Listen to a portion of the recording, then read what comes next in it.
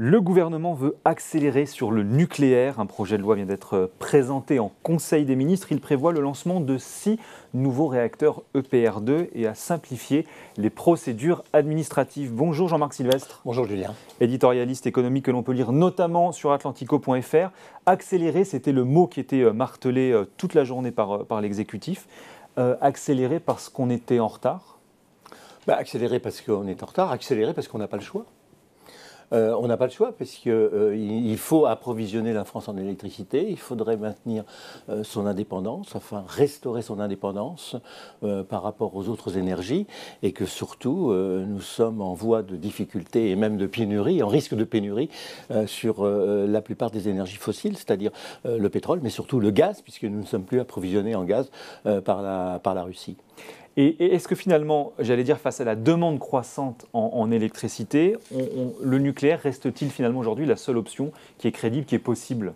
C'est la seule option qui est crédible et qui est possible, non seulement pour satisfaire les quantités d'électricité dont nous avons besoin aujourd'hui même cet hiver, et dont nous allons avoir besoin dans l'avenir, mais c'est aussi la seule option possible pour avoir une énergie propre. Parce que l'obligation que nous avons, compte tenu des engagements que nous avons pris, d'une part, et puis aussi des faits, de l'évolution des faits, le réchauffement climatique, la lutte pour le climat, nous oblige à avoir des énergies qui soient zéro carbone. Et la seule énergie qui soit zéro carbone, du moins quand on met le compteur, quand on fait partir la machine, c'est le nucléaire. Il n'y a pas d'autre source d'énergie, puisque les autres sources d'énergie alternatives, notamment l'éolien et le solaire, sont des énergies qui ne sont pas régulières. C'est-à-dire que l'éolien ne fonctionne que lorsqu'il y a du vent et le solaire fonctionne bien que lorsqu'il y a du soleil.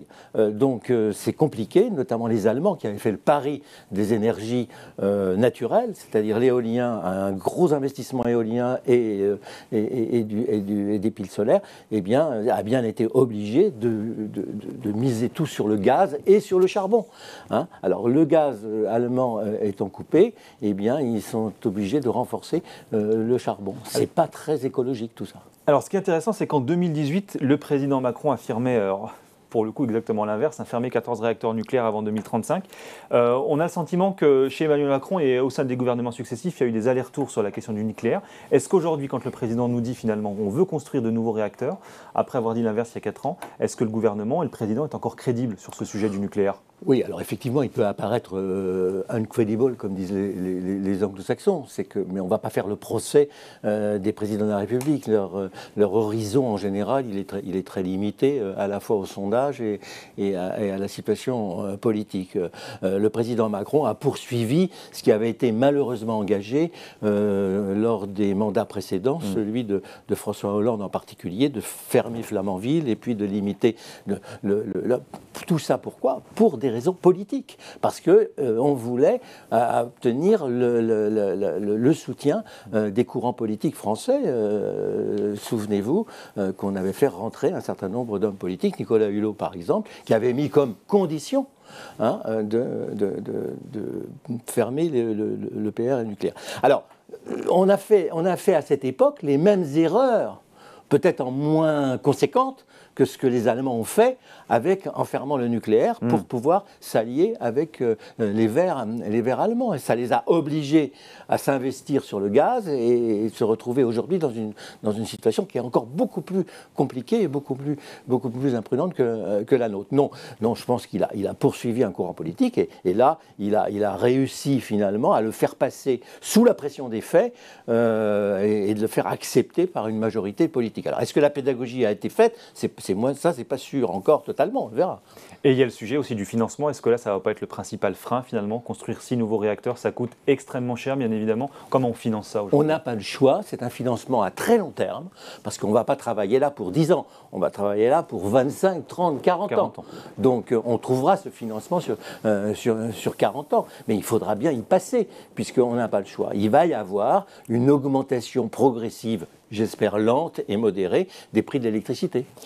Est-ce que l'assouplissement, parce que ça fait partie de ce qui a été proposé en Conseil des ministres hier, bien sûr des nouvelles ouvertures, construction de réacteurs, mais aussi un assouplissement des conditions administratives pour faciliter un petit peu ces démarches-là. D'ailleurs, c'est aussi à mettre en parallèle avec ce qui est débattu en ce moment au Sénat, notamment sur la loi sur la transition énergétique, les énergies renouvelables. Là aussi, on va donner un peu plus de pouvoir aux collectivités, notamment. Est-ce que finalement, c'était un frein qui était si important que ça aujourd'hui ? C'est une arme à double tranchant. C'était un frein, c'est toujours un frein. Et ce frein, il avait été posé pour des raisons politiques aussi, c'est-à-dire pour permettre aux locaux de donner leur avis. Et on s'est bien aperçu qu'on a bloqué un certain nombre de projets et de grandes infrastructures. Je ne vais pas revenir sur Saint-Nicolas-des-Landes ou des blocages de chantiers pour des raisons écologiques qui n'étaient pas toujours vérifié. Donc, en les assouplissant, on va sans doute pouvoir relancer les travaux, accélérer tout ça. Ce que j'espère d'ailleurs, c'est que cet élargissement ira aussi jusqu'au permis de construire, notamment pour tout le secteur du logement et tout le secteur du bâtiment. Est-ce que les opinions publiques aujourd'hui, face à cette flambée des prix de l'énergie, vont devenir aussi peut-être plus pragmatiques sur le sujet du nucléaire ? On voit que c'était finalement des sujets qui ont fait longtemps débat dans l'opinion. Là, on a le sentiment que c'est peut-être un peu moins le cas. Est-ce que le président en profite également ? Écoutez, sans faire de provocation, je pense que la crise, ça rend intelligent. Lorsqu'on est au bord de la crise et au bord du gouffre, en général, on se dit la note est tellement salée qu'il va falloir faire quelque chose pour pouvoir continuer de se chauffer et de s'éclairer normalement. Les opinions publiques sont en train d'être beaucoup plus attentives à la pédagogie de ce qui se passe et peut-être un peu moins attentives à ce que peuvent leur raconter certains courants politiques qui sont extrémistes, peut-être exagérément radicaux en matière d'écologie. Un mot sur la filière, parce qu'effectivement, on peut finalement se poser aujourd'hui la question, quand on voit notamment Flamanville, vous en parliez, est-ce qu'on sait aujourd'hui encore faire du nucléaire ? Est-ce qu'on est capable aujourd'hui de faire du nucléaire comme on l'a fait il y a 40, 50 ou 60 ans ? Alors c'est vrai que les annonces qui avaient été faites par François Hollande pendant son mandat, qui ont été reprises au début du mandat d'Emmanuel Macron, avaient démobilisé complètement cette filière. Oui. C'est-à-dire qu'on avait arrêté un certain nombre d'investissements, notamment Flamanville, qu'on aurait pu d'ailleurs poursuivre. On avait mis entre parenthèses des projets d'EPR, et ça a démobilisé la totalité de la filière jusqu'aux soudeurs, jusqu'aux mécanos, qu'on ne trouvait plus. Donc il faut remettre tout ça en haut, ça va être long, mais il reste quand même que le fondement de la technologie française reste solide. Le savoir-faire français, qui a plus d'un demi-siècle maintenant, est un savoir-faire qui est reconnu dans le monde entier. D'abord par sa technologie, son efficacité, sa performance et sa capacité sécuritaire. C'est-à-dire que ce qu'on oublie très souvent, c'est qu'un des freins vis-à-vis de l'opinion publique, c'est la crainte de l'accident.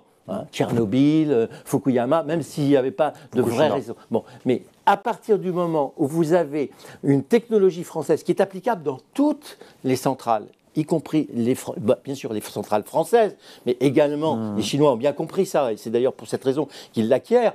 À partir du moment où vous avez une uniformité de technologie, si vous détectez une fissure dans un des réacteurs, vous pouvez ipso facto vous occuper des autres réacteurs et vérifier si la même fissure apparaît ou pas. Donc c'est un facteur quand même formidable, assez fort de sécurité. Et en un mot pour terminer, ça veut dire qu'on va aussi remettre EDF au centre du jeu. La relation avec le gouvernement a été très compliquée, c'est moins qu'on puisse dire depuis quelques mois. Quel va être le job finalement d'EDF dans cette ou quel peut être le job aujourd'hui d'EDF dans cette nouvelle organisation ? L'EDF, c'est un formidable réservoir d'intelligence, d'innovation et technologie. Donc c'est une structure qu'il faut absolument protéger, indestructible. Est-ce que les marchés seraient susceptibles de financer ces investissements ? La réponse est non. Donc il va bien falloir une garantie de l'État d'une façon ou d'une autre, et l'EDF va redevenir vraisemblablement une grande entreprise publique avec financement public. Merci beaucoup Jean-Marc Sylvestre, éditorialiste économique. On lit notamment sur atlantico.fr. Merci d'être venu nous voir aujourd'hui dans Ecorama sur Boursorama.